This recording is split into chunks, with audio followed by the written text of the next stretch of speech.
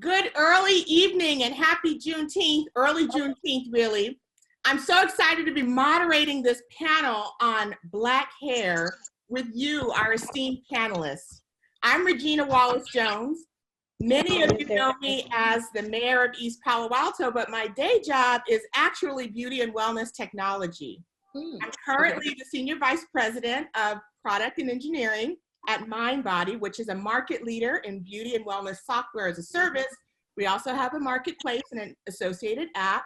So I have extreme interest in our panelists and our topic, Black hair. It should be no surprise to you, but I'll share some stats to help get us centered around why this topic is so important to the Black community. According to Essence, 82% of us say that it's important to be well-groomed. Black consumer spending in 2021 is projected to be $1.5 trillion. That's up from $1.2 trillion in 2019. And of that, we spend about $473 million on hair care.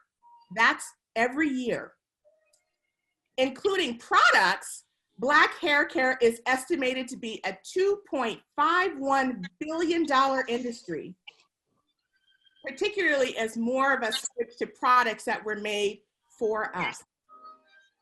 Black people account for 54 million of the $63 million spend in ethnic beauty vertical products, and we spend another 120 million on grooming aids. So here, I just want us to pause and conjure up the spirit of Madam C.J. Walker, who was the first Black self-made millionaire in beauty and hair care products. She was a trailblazer in this industry in the early 1900s and a model for all of us to follow. I also want to shout out all of the entrepreneurs and trailblazers who continue to innovate and make this market a market that is right for us too. To the audience, we'll move at a fast clip because we only have 45 minutes. There's no worse spot to be in than before lunch.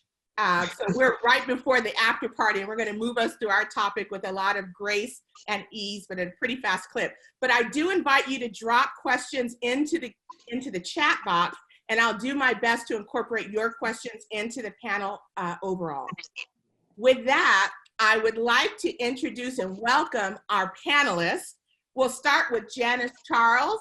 Will you take 2 minutes to introduce yourself, talk about your business, share with us a little bit about your clients, and tell us what your favorite products are? Oh, my name is Janice Charles. I am evidently an entrepreneur. I own DBJ Hair Studio, which is located here in the city of San Jose. I have been in the industry for 35 years, but I have been a business owner for the last 16 years. My passion comes from my mom. My mother was a stylist as well as an educator, and I also am a certified educator since 2004 from San Jose City College. I've worked with various product lines, and currently, my favorite product line is Influence Hair Care, which is based out of Chesapeake, Virginia. Excellent.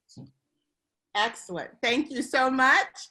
Jason the barber / Jason the artist. How about you?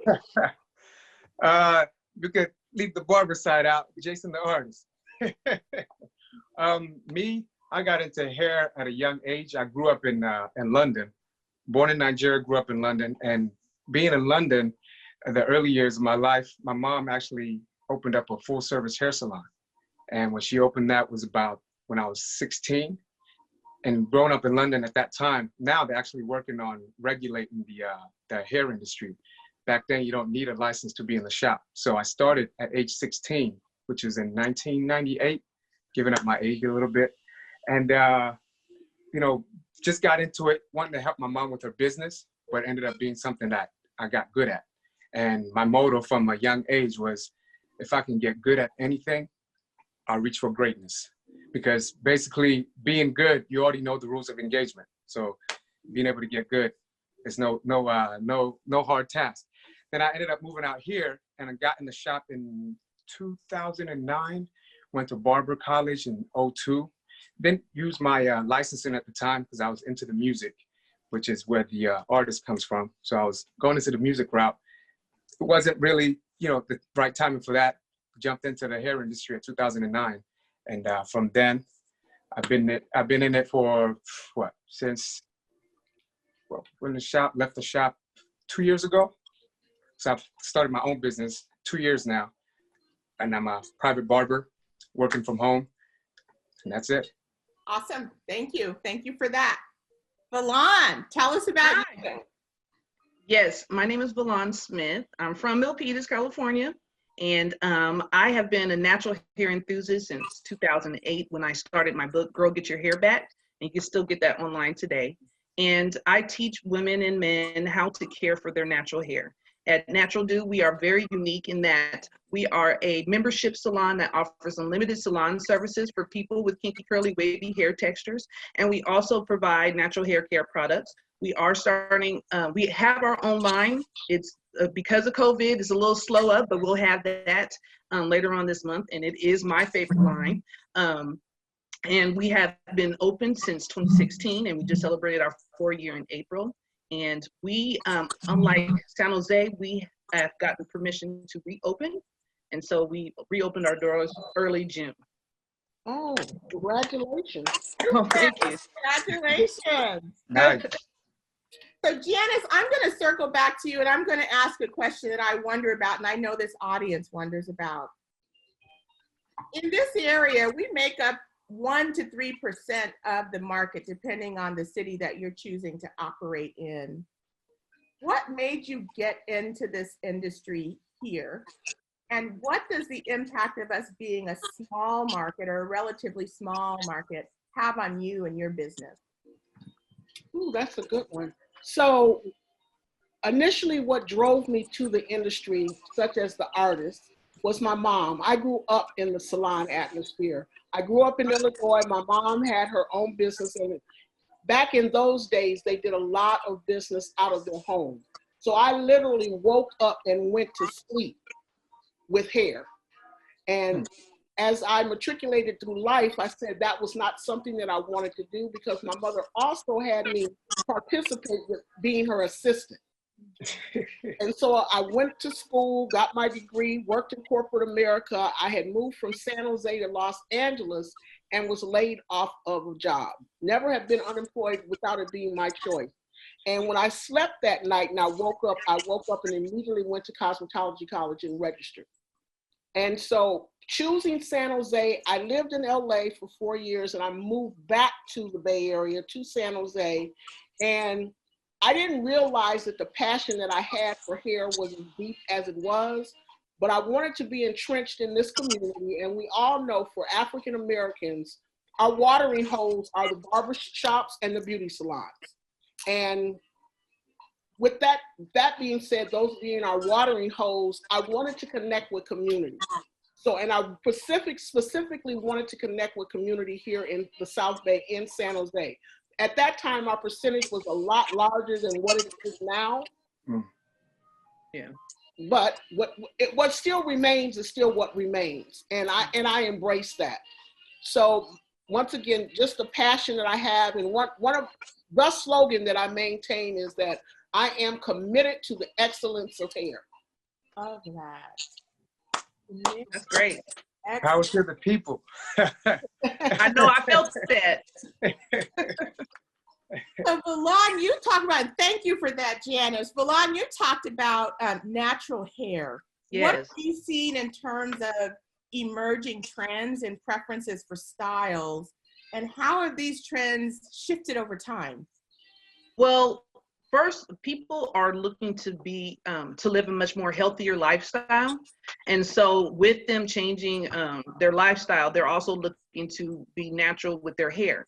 And so the trends now are that more people are looking to go with their natural hair. You know, we've had women who for 20, 30 years who've never seen what their natural hair looks like. So this was a great opportunity for them to, you know, come to a salon that services just that. Also, we've seen some trends with women that are like 50 and older. With the Crown Act, they're feeling a little bit more comfortable with wearing their natural hair.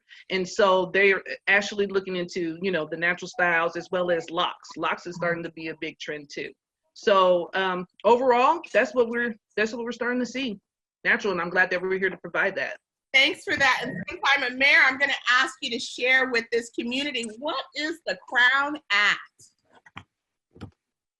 Wait, who are you asking? I'm asking you, Valadi. Oh, okay. Well, let me just say this. My daughter wears locks. She's 11. And last night we were talking about me being on here, and we talked about the Crown Act, and she looked at me weird. She's like, what is that? And I said, it's a law that allows people to wear their natural hair, just like how you're wearing your locks. And she looked at me like I was crazy, like you needed a law for that. And while we're happy that that was created, it's just, you know, sad at the same time, because you should be able to wear your natural hair without being discriminated against in the workplace.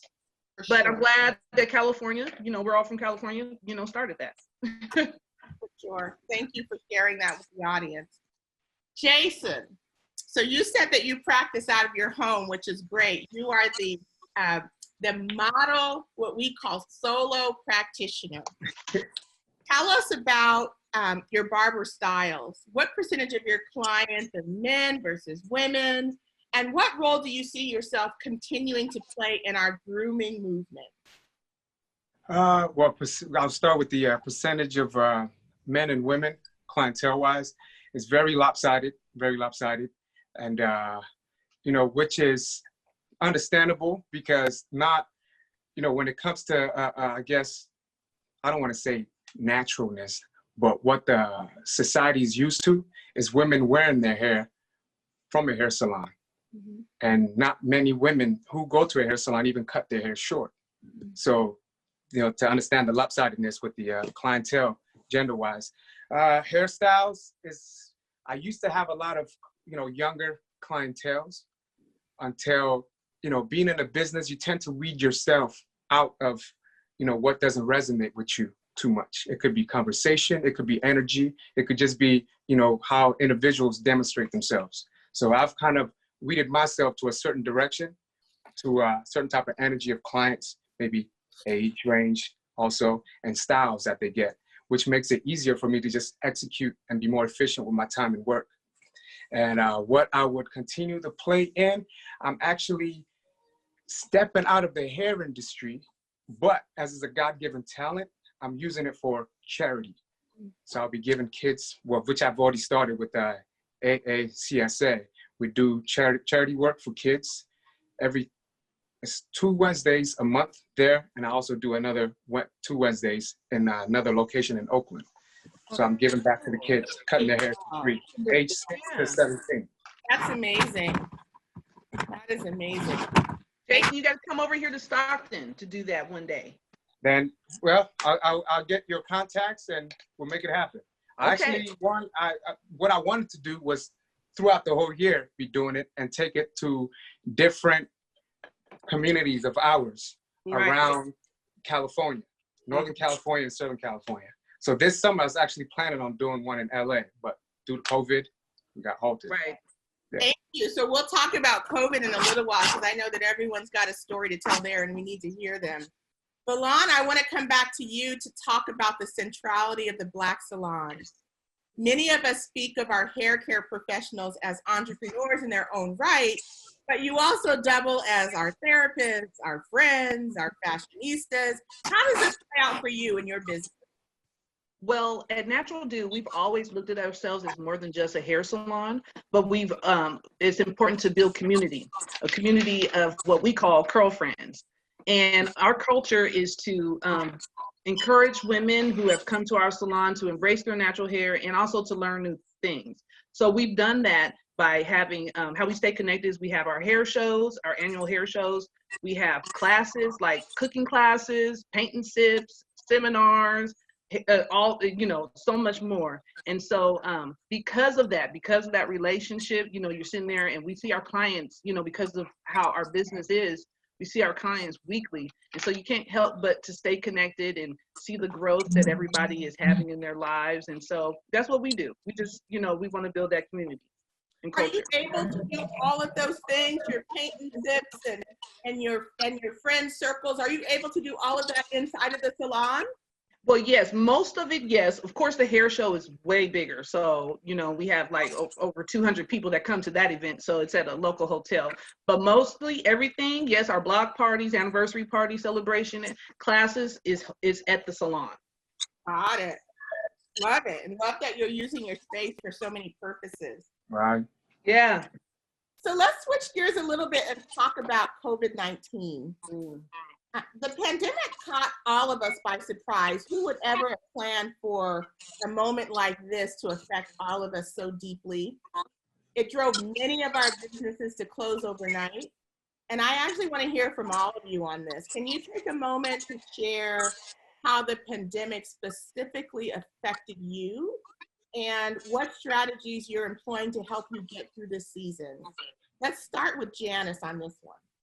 Okay, so yes, having to close your business unexpectedly, there are two main things of how it personally affected me. Lack of interaction on a daily basis, and it actually sent me into a state of depression. I'm glad I know who God is. And then trying to figure a way to still stay connected with my clientele, to continue their self-care of their hair at home, and still providing them with everything they need except for my hands on them. So it sent me to a place where I was constantly educating my clients. And if I pronounce your name wrong, Milan, Yes. Milan, I applaud you on having a natural hair salon and clinic, because it is, you are also a clinician, and I applaud you on that. And before I say that, I just want to say that because of society's norms, it has faced African American females to conform to what society said was the norm for our hair. Yeah. I don't know how, you guys are quite a bit younger, but I remember back in the early 80s, here in the South Bay, there was a news broadcaster who had put her hair in cornrows, and she was fired from the station because she wore cornrows on TV. Appalling. And appalling that it happened that far back, and it was still happening up until 2 years ago, which aided in the Crown Act coming into place. So I just think that, number one, as I said, my whole commitment is being committed to the excellence of hair.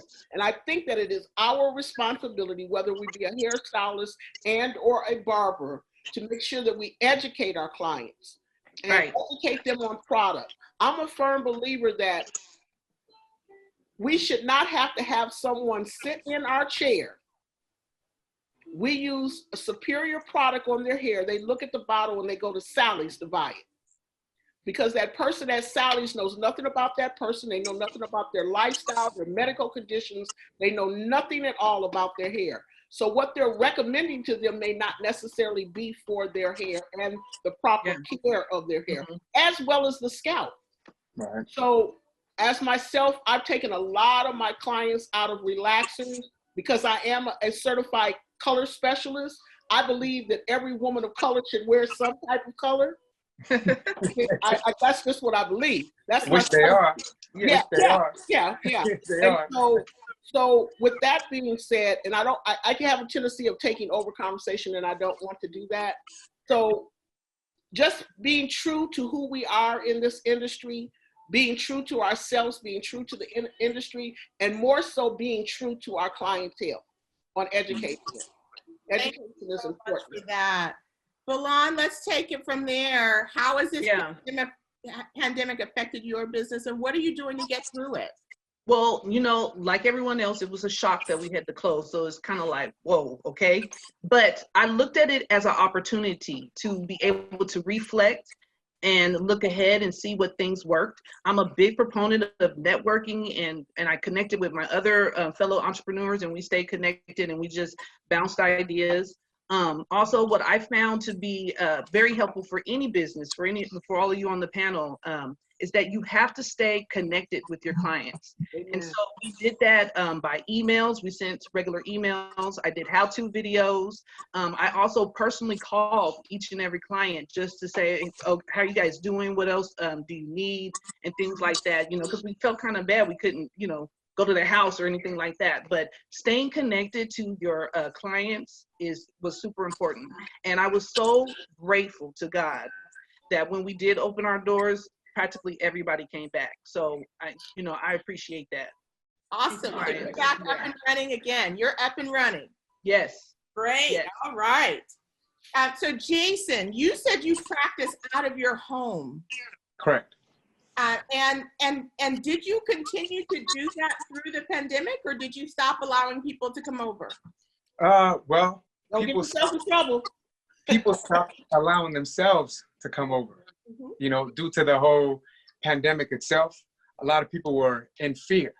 Mm-hmm. You know, in fear of just the 6 feet distancing, even just I guess contacting.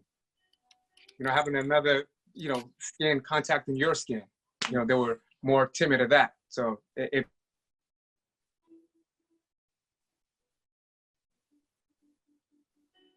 other strategies in regards to what the ladies have been mentioning.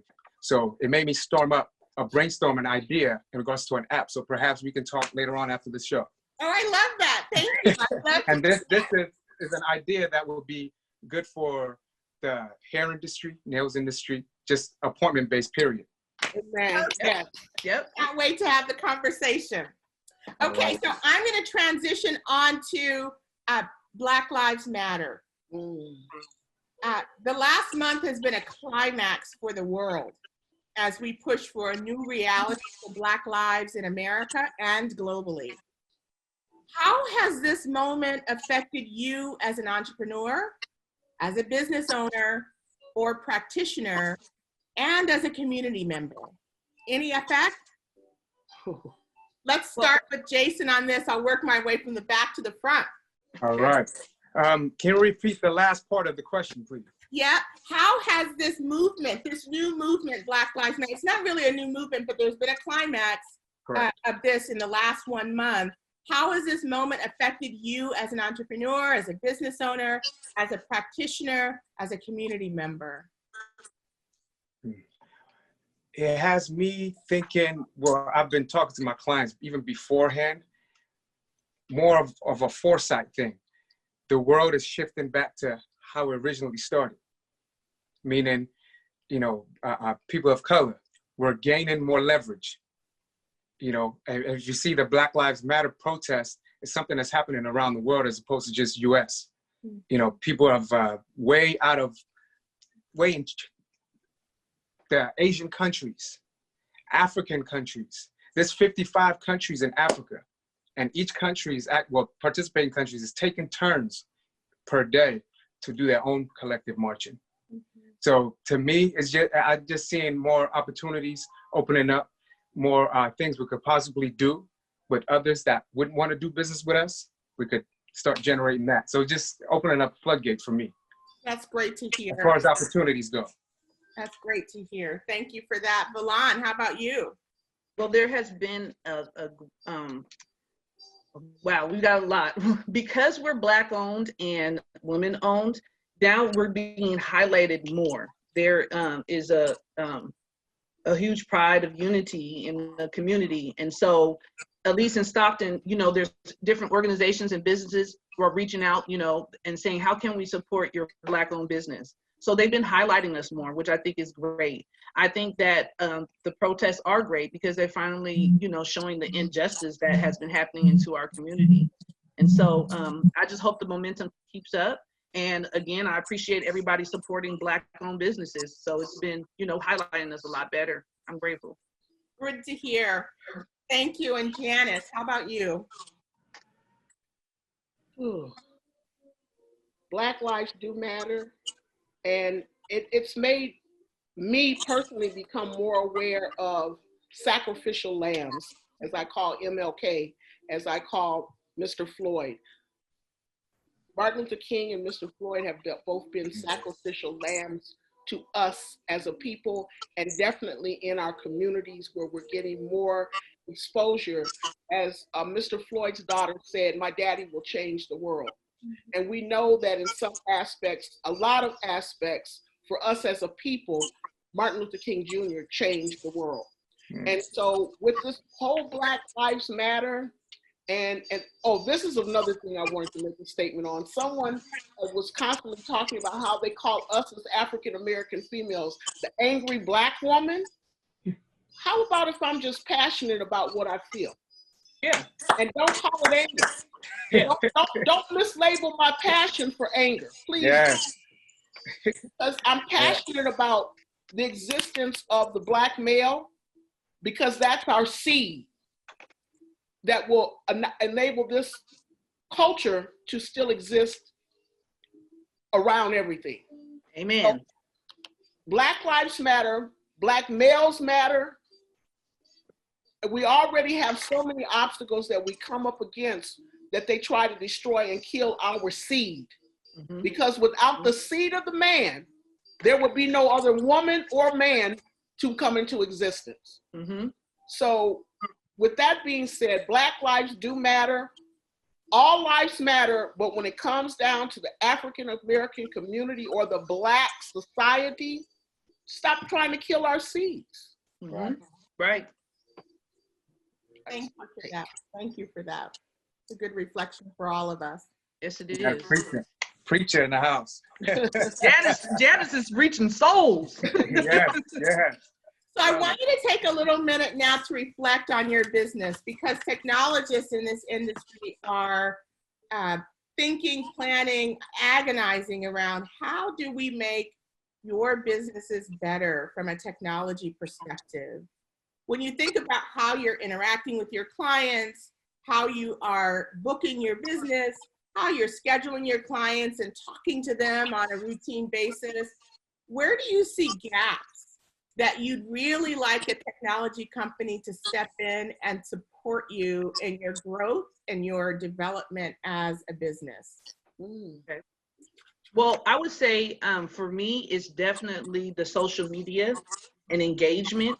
You know, they change their algorithm all the time now. And so, and I think, I know we have a lot of great content and information out there, and I would like more information on how we can navigate through all of that and gain more exposure where our clients can engage and share, like, and comment.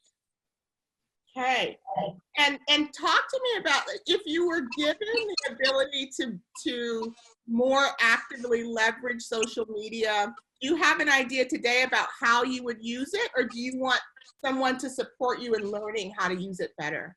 Yeah, just someone to support me on learning how to use it better. I think I do okay, but you know, I see people do a lot, so I just want to be able to keep up. All right, thanks for that. How about you, Jason?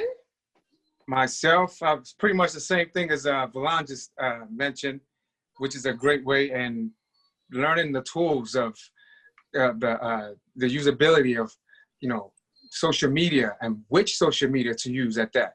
You know, because I know that there's different social medias used for specific different things, and people that use multiple social medias, they do a post on one, which might just connect with the rest of the others.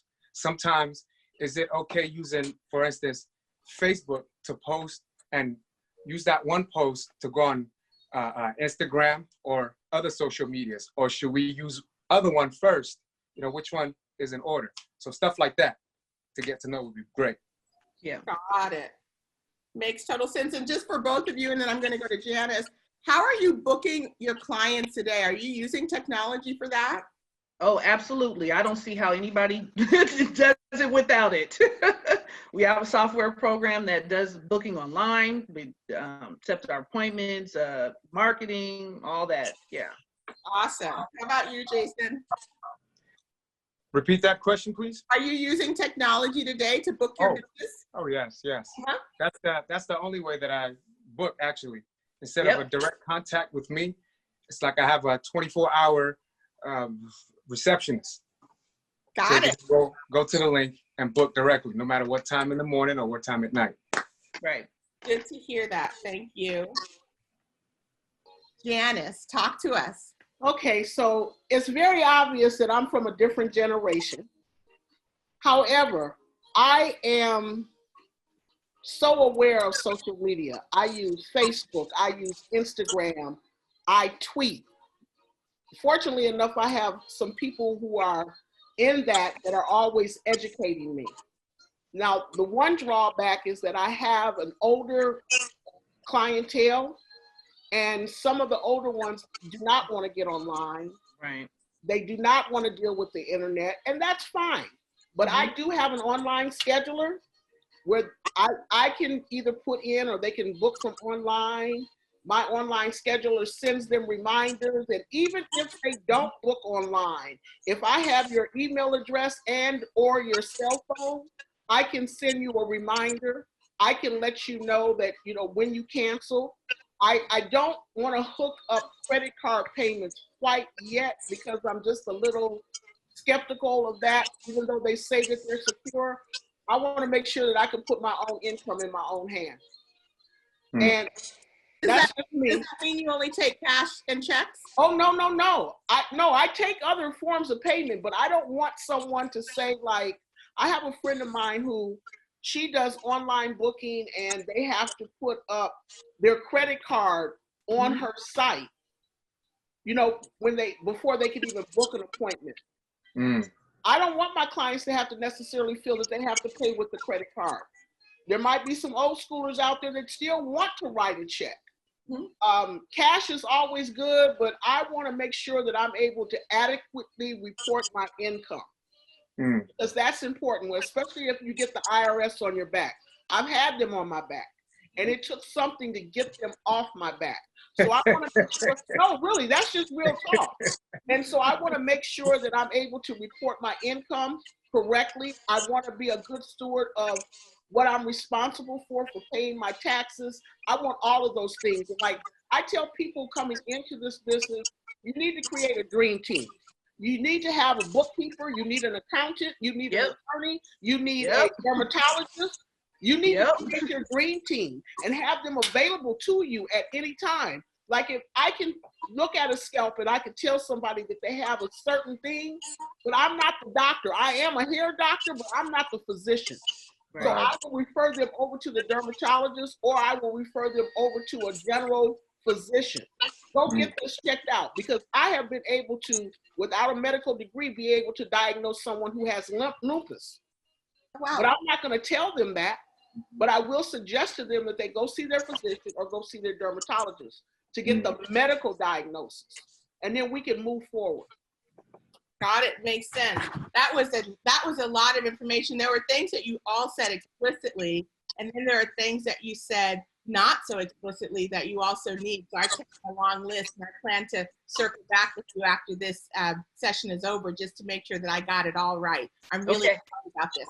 All right, so now I'm going to take the last 5 minutes, because there's only 6 more minutes left to our session. And the last minute, we're going to do a speed round. So there have been a couple of questions that's come in the chat session. The first was to Valon. Can you talk about moisturizing products that you prefer for natural hair? Yes. So when you pick products based on your hair type and the hairstyle. So, but what is key, what we always start with, of course, is good old water and olive oil. Olive oil, you cannot go wrong with it. And then some kind of leave-in conditioner. The problem with moisture is that people just don't use enough. So we might have the right products in your hand, but you have to use a lot more, because our hair is really curly and really thick. Do you recommend a homemade concoction, or is there a specific brand that you prefer? No, as long as, don't get the extra vinegar. No, not extra vinegar, the extra virgin, because it's pressed twice, and the smell, some people don't like the smell, but just the regular olive oil. Got it. It's good. No. And we do have more details about that on our website through the videos. Perfect. So Janice, somebody joined and they said, what did she say was her favorite product line again? Okay, I'll put it in the chat. Do you want to say it aloud? Oh, yes, Influence Hair Care. Influence. Now, Influence is a company that, like I said, was out of Chesapeake. I know we're running out of time, but I want to make this one point. And in order for us who are self-employed and running our business, it's very important that we do have a good retail center so that people are not going to the Sally's and to all of that. Right. Sally's reported probably about 10 years ago a record earnings for one quarter of $3.2 million. And I was like, they took some of my money. No, really, they took some of my money because I wasn't really retailing like I should have been, because I was like, I shampoo and conditioner here. I'm not going to sell them some shampoo and conditioner, but then I had to remember, they have husbands, they have sons, and they shampoo and condition their hair. So I made sure that I had shampoos, conditioners, maintenance products for if you're dry, if you need shine, whatever. I made sure that I had all of that. And I tell you, because I am a heavy retailer, I have put more packages in the mail during COVID. Retail income has still stayed at a steady pace. Thank you. Who can make the best recommendation for a cellophane for 4C with sensitive scalp? Don't they crack y'all up with the 4C, the 3C, the 1C? Me too. I'm not a big fan of it. Come up with that. Who was that man that did that? Yeah, that man did that. Yeah. It's very confusing. And true enough, everybody has a different type of texture throughout your crack. Yeah. Right. And also it depends on diet too. Absolutely. So one diet can dry out your scalp. So, and how you spend your time, how much time you spend in the sun, how much time you don't spend in the sun. Absolutely. Got it. So this person says that their hair is very dry and hard. Not enough product. Not enough product. And not enough water intake to their body. Yeah. Yes, ma'am. There you go. Yep, water intake to their body. And there are so many different things that are coming out on the YouTube, and people are paying attention to them. I do a lot of research. I want to know the benefits of Jamaican black castor oil. I want to know the benefits to emu oil. I want to know the benefits that it's going to give to not just the hair, but to the scalp, because out of the scalp comes the hair. If you have a healthy scalp, you're not going to have healthy hair. And that's the bottom line. Yeah, and you have to moisturize daily. Daily. So it's a continuous thing. Got it. And also, wash, shampoo, shampoo, moisturize. Like she said, daily after shampoo, you must moisturize. With a dry scalp like that, you might need a leave-in moisturizer. Yep, absolutely. Daily. Got it. All right, noted. All right, so we've got about 2 more minutes, and we're going to do some quick speed round questions just to be fun and light and end on a positive note. One answer, one word response. Are you baked, fried, or pan crusted? Baked. Oh, man. Baked? Come on. The first thing I thought was baked.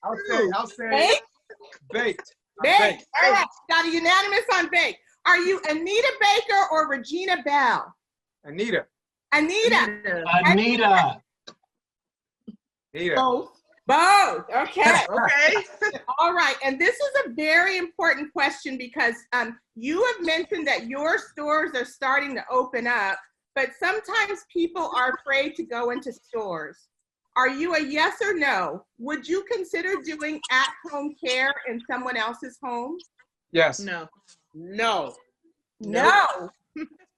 no's. Okay, quickly, since we have a minute, talk quickly about no. Why no? Because they don't have everything we may need for their hair. Absolutely. And it's uncomfortable to our body.